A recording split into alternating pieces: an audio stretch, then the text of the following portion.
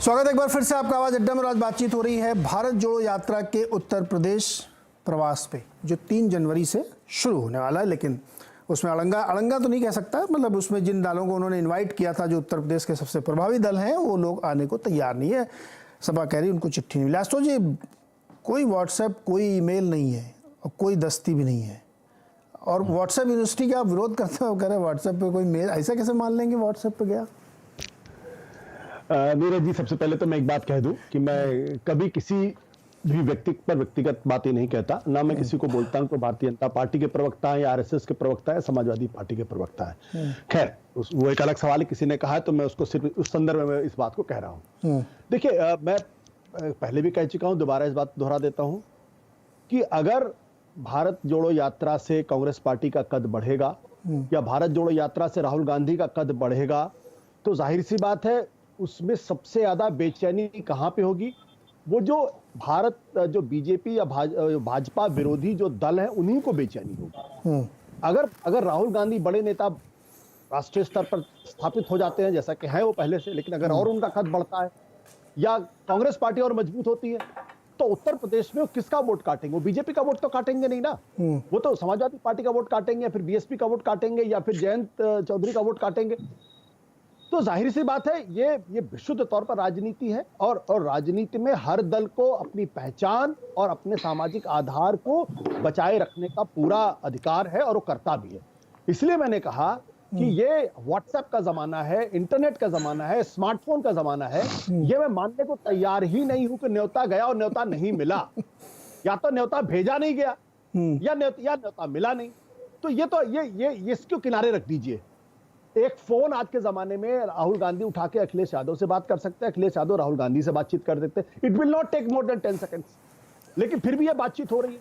इसका मतलब ये है कि यात्रा 3 जनवरी से दोबारा शुरू होगी।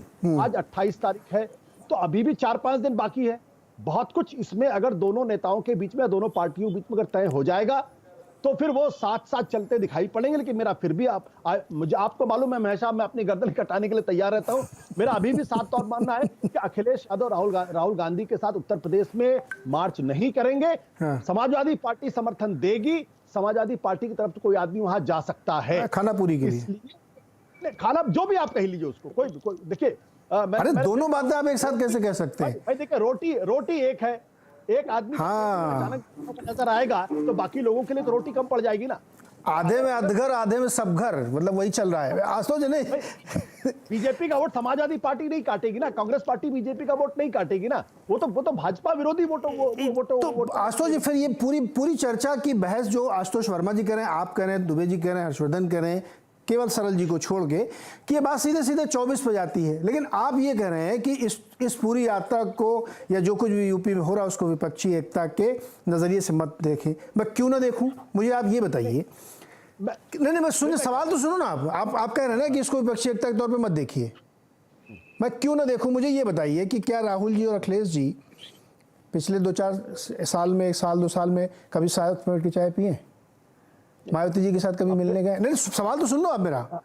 आप लोग ये कह रहे हो, दुबे जी भी यही कह रहे हैं कि नहीं 24 अभी बहुत दूर है, वहां पे जाके हम लोग ये विपक्षी एकता का एक प्लेटफॉर्म बनेगा। आशुतोष वर्मा जी कह रहे हैं उसको बाद में देख लिया जाएगा कैसे है। भैया, जब आपका ये सब कार्यक्रम होते हैं तो पहले आपका अफेयर चलता है, डेटिंग वेटिंग करते रहते हैं, अचानक थोड़ी एक दिन पहुंच गया, आज मैं आपको प्रपोज कर रहा हूं, हमारा तुम्हारा 50-70 ये सब डिसीजन हो जाएगा। ऐसा होता है क्या? रियल लाइफ में नहीं होता है। तो अगर आज आपके बीच में ये संबंध नहीं है कि आप फोन उठा के नहीं कर सकते, जैसा कि आप कह रहे हैं कि 10 सेकंड लगेगा, तो ये 24 की तैयारी के तौर पे मैं ना देखूं। मैं ये मान लूंगा नहीं, बाद में कुछ एक चमत्कार होगा, अचानक एक दिन सब लोग बैठेंगे और डिसाइड कर लेंगे। कैसे मान लूं ये? उसका एक बड़ा कारण है। कारण यह है कि आज की तारीख में सारे विपक्षी दलों को इस बात का एहसास है कि अगर केंद्र के अंदर नरेंद्र मोदी और भारतीय जनता पार्टी की सरकार अगर 2024 में वापस आती है तो सबके लिए मुश्किल खड़ी होगी।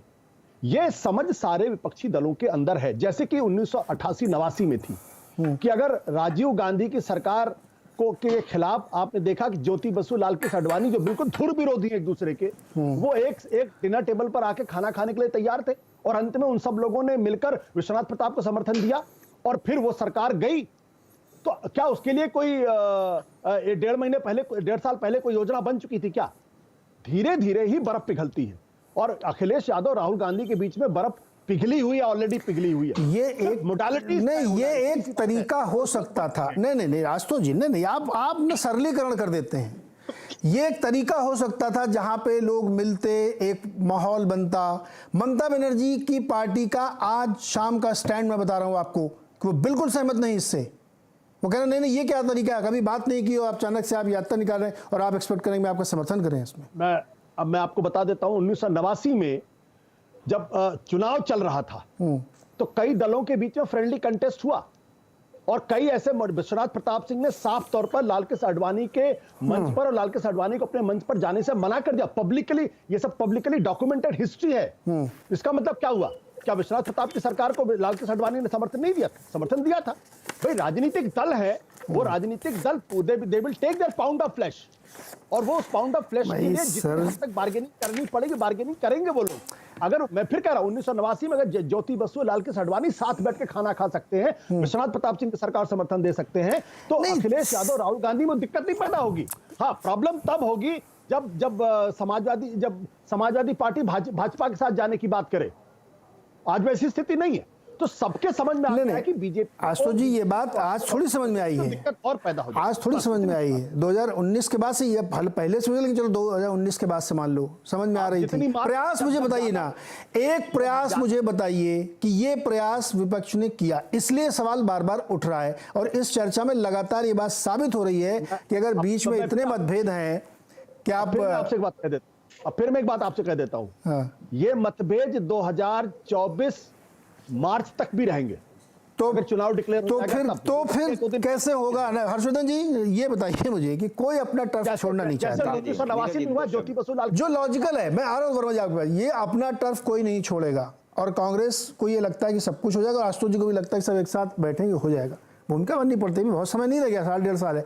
तो ये जो बार बार कहा जाता है कि सब लोग मिलके इस सरकार से लड़ें, ऐसे लड़ेंगे? नहीं लड़ पाएंगे, अलग अलग लड़िए सब लोग। नहीं नीरज जी, राजनीति में तो कुछ भी हो सकता है और ऐसे एक से एक चमत्कारिक गठबंधन हुए हैं, लेकिन चूंकि कांग्रेस और समाजवादी पार्टी या कांग्रेस और बहुजन समाज पार्टी या समाजवादी पार्टी और बहुजन समाज पार्टी, ये सब मिल कर लड़ चुके हैं। ये कोई नया या चमत्कृत करने वाला अब गठजोड़ भी नहीं रहा।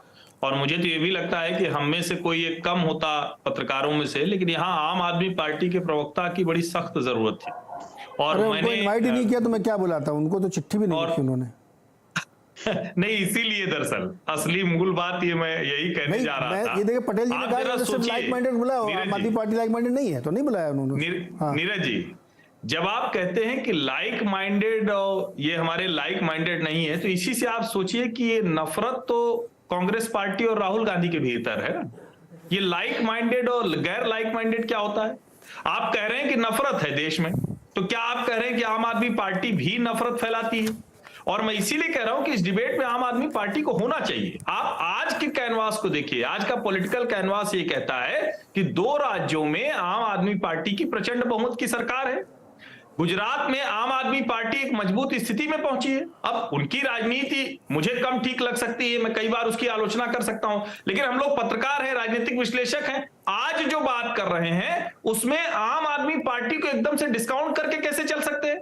और दूसरी जो महत्वपूर्ण बात है कि जब हम ये कह रहे हैं कि ये यात्रा देश में भाजपा को, सीधे ही राहुल गांधी कहते हैं ना कि संघ और भाजपा ने नफरत फैला दी, हम उसके खिलाफ हैं, तो फिर तो हर किसी को हाथ पैर जोड़ के विनम्रता से जाके किसी के घर जाके गए क्या? यात्रा शुरू करने के पहले किसी के घर गए, किसी पार्टी के दफ्तर गए? मुझे लगता है कि 2024 वाली बहस तो होनी ही नहीं चाहिए। ये यात्रा है, राहुल जी कितने खड़े हो पाएंगे उतना हर्षवर्धन जी, नहीं खड़े होने देना चाहते। हर्षवर्धन जी,